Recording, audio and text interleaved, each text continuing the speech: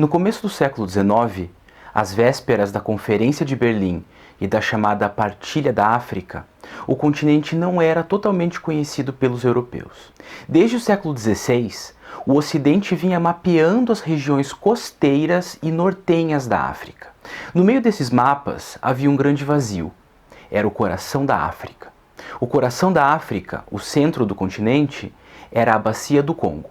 A Bacia do Congo, a região dos Grandes Lagos e partes da Bacia do Zambeze foram as últimas partes da África a serem visitadas pelos europeus, o que contribuiu para a ideia de que a África equatorial não possuía história nem civilizações complexas, como aquelas do Sahel ou do Chifre da África. Eu sou o professor Otávio e hoje a gente vai falar sobre a África Central e sobre o mito de que a Bacia do Congo não tem história. Para isso, a gente vai se centrar em uma sociedade específica, conhecida como Império de Kitara.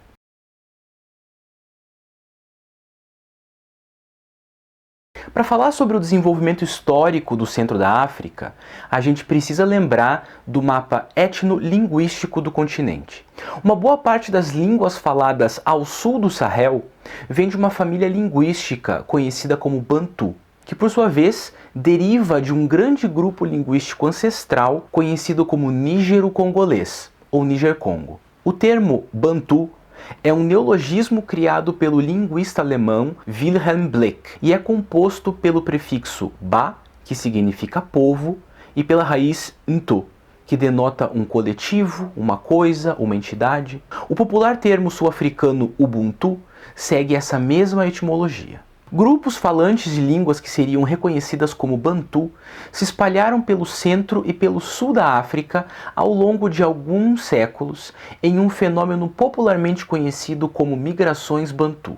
A união entre arqueologia, linguística histórica e história não tem uma teoria unânime para como ou quando essas migrações aconteceram, mas as ideias mais aceitas concluem que os falantes Bantu, entre o 5º ou 4º milênio antes da nossa era, saíram da região que hoje inclui Camarões e Nigéria e seguiram pela borda norte das florestas tropicais do Congo e seguiram dali para a região dos Grandes Lagos. A partir dali, outras ondas continuaram seguindo na direção sudeste, ocupando a costa oriental e as regiões mais ao sul. Além disso, enquanto alguns seguiam para os Grandes Lagos ao longo de séculos, outros seguiram para o sul pelo lado oeste do continente, chegando até a atual Angola. Por mais que seja difícil tirar qualquer conclusão sobre essas migrações Bantu, o resultado delas é a alteração populacional, cultural, social e política do centro e do sul da África. Há uma alteração que é marcada pela marginalização das sociedades autóctones dessas regiões, como os Khoisan no sul e os Bambenga, que por muito tempo foram conhecidos pelo termo derrogatório pigmeus, no centro. Apesar das dificuldades em datar ou explicar as migrações Bantu, a gente sabe, através dos registros arqueológicos, que sociedades Bantu estavam formadas na região do Lago Nalubale, ou Lago Vitória, desde pelo menos o 1º milênio antes da Era Comum. Por volta do século VI antes da Era Comum, os Bantu de Nalubale já haviam se expandido pelas atuais Tanzânia, República Democrática do Congo, Uganda, Ruanda, Burundi e Quênia, e também já trabalhavam com metalurgia. Essas sociedades são chamadas coletivamente de Urewe. Entre o período de Urewe e o século 9 ou 10 da nossa era, as sociedades do Lago Nalubale vão se expandindo e através dessa expansão, ou talvez ainda da chegada de novos grupos Bantu, ou mesmo grupos nilóticos, se forma uma estrutura política mais ampla, tomando quase toda a região dos Grandes Lagos, que ficou conhecido como Kitara Kya Nyamenga, ou Império de Kitara. A gente sabe muito pouco sobre esse período de Kitara, para além do que nos dizem as tradições orais das dinastias que ainda habitam Uganda, Ruanda e Burundi, especialmente uma conhecida como Ababito. Essas tradições dizem que o mundo, entendido aqui basicamente como a região dos Grandes Lagos, foi criado pelo deus Ruhanga e seu irmão Nkia.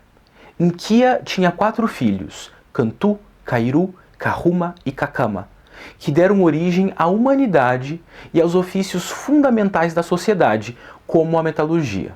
A linhagem dos 4 filhos de Inquia é conhecida como a dinastia de Abatembuzi, uma família divinizada e lendária que dura até o desaparecimento de seu último líder, Isaza. Com seu desaparecimento, as tradições orais dizem que uma outra dinastia divina, conhecida como Abakwezi, assume o vácuo de poder e funda efetivamente o Império de Kitara. Os Abakwezi, nos relatos tradicionais, também são entendidos como figuras divinizadas, semideuses que fundaram um estado hegemônico, Kitara, e que lançaram as fundações políticas para o desenvolvimento da região. Por conta dessa memória social mítica, historiadores da primeira metade do século XX achavam que os Abakwezi deveriam ser estrangeiros, egípcios, etíopes, árabes, turcos ou mesmo portugueses. Estudos arqueológicos e análises mais cuidadosas das tradições orais mostram que tanto os Abatembuzi quanto os Abakwezi fazem parte, na verdade, de uma narrativa histórica e legitimadora muito própria das dinastias que governaram a região dos Grandes Lagos por séculos. Seguindo essa linha argumentativa de uma narrativa política propriamente bantu, os semideuses Abakwezi desaparecem, assim como os Abatembuzi, e quem toma o poder após eles são os Ababito. Num primeiro momento, essas narrativas podem parecer confusas do ponto de vista histórico. Contudo, se a gente une esses relatos com a arqueologia, a gente tem um cenário um pouco mais compreensível. Então, retrocedendo muitos séculos, as migrações bantu marcam a fundação de diferentes sociedades por quase todo o sul do Saara. Algumas dessas sociedades, talvez as mais antigas entre os bantu, se formam na região interlacustrina da África, isso é, a região entre os Grandes Lagos. Elas se desenvolvem por mais de um milênio e são conhecidas como Urewe.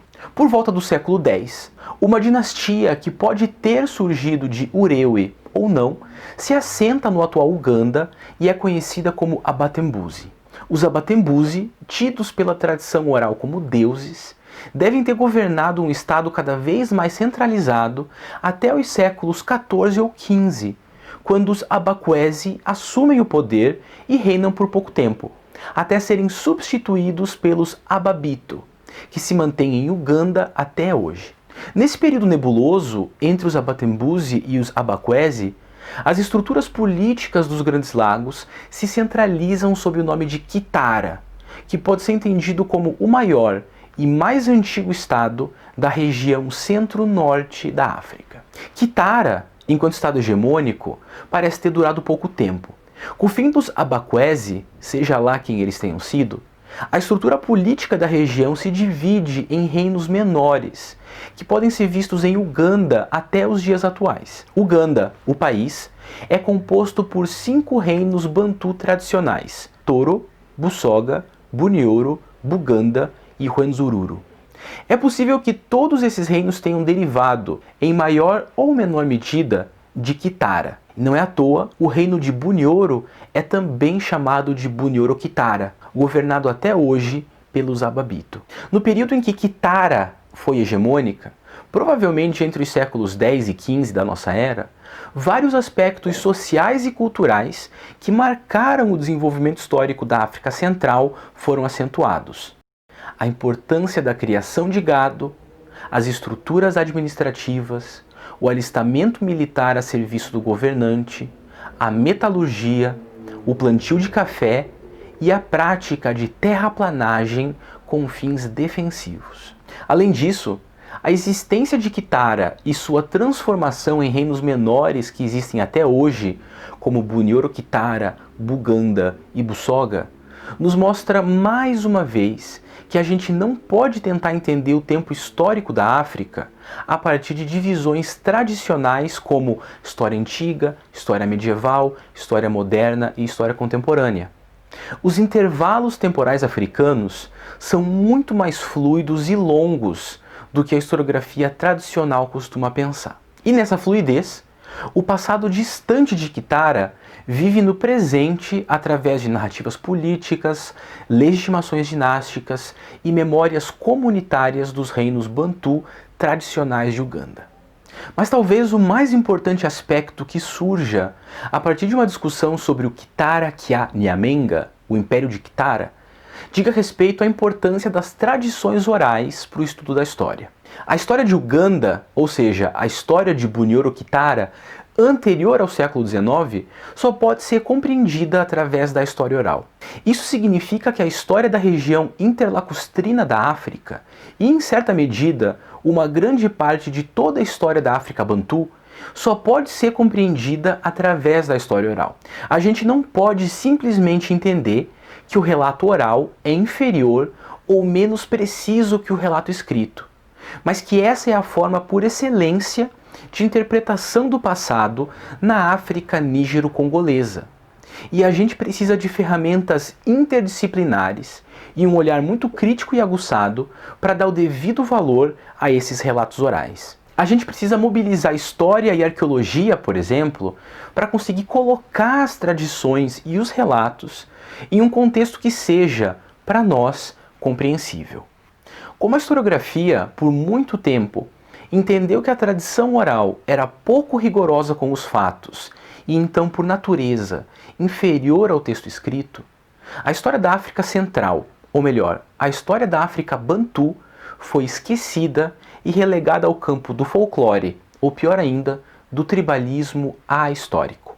Por isso, para poder falar sobre a África Bantu antes do contato com os europeus, seja na região dos Grandes Lagos, seja na costa Swahili, seja no Reino do Congo, ou seja no Vale do Zambeze, a gente precisa levar em consideração a importância dos relatos orais. E todos os relatos orais que cercam a fundação de Kitara e as formações políticas e sociais dos Grandes Lagos mostram pra gente que existe uma história muito rica, vibrante e complexa naquele coração da África, que por tanto tempo foi tido como uma zona vazia, congelada, tribal e mesmo alheia ao próprio tempo. Essa discussão foi centrada no complexo político de Kitara e nas tradições orais que estipulam 3 dinastias formativas desse estado: a Batembuzi, a Bakwezi e a Babito. Os conceitos centrais foram migração bantu e oralidade. A região contemplada por essa discussão foi a África Central, mas mais especificamente Uganda e os Grandes Lagos.